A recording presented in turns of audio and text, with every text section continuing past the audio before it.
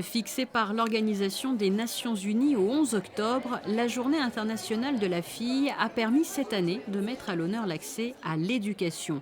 À Monaco, cette journée officielle a mis l'accent sur la sensibilisation du public aux défis qui doivent être relevés pour les jeunes filles dans le monde, mais aussi sur les besoins de récolter des fonds en faveur, par exemple, de l'organisation rwandaise Aquila Institute for Women, une université qui propose de former les filles au monde du travail.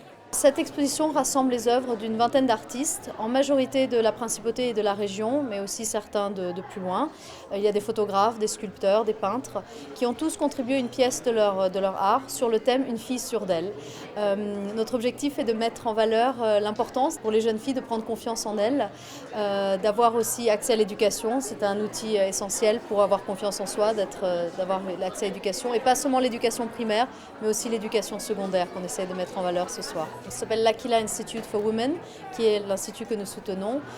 C'est un institut justement d'études secondaires pour les jeunes filles qui sont spécialisées dans 3 domaines, donc l'entrepreneuriat, le tourisme et le IT management.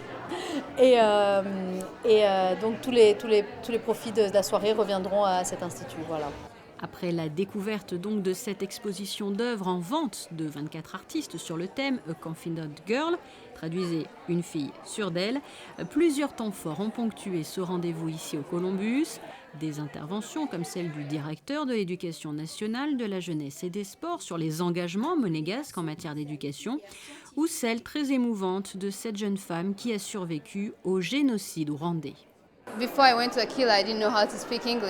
Avant que je ne me rende à l'Institut Aquila, je ne savais pas parler anglais. Je n'avais pas non plus confiance en moi.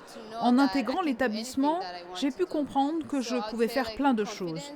La confiance, le leadership, les principes de la communication, prendre des initiatives, le management dans le secteur de l'hôtellerie. J'ai appris tout un tas de choses qui m'aident vraiment beaucoup maintenant dans ma vie. Je suis ici aujourd'hui à Monaco pour aider à mon tour l'Institut. Je n'y aurais pas cru avant, et personne d'autre non plus pour moi.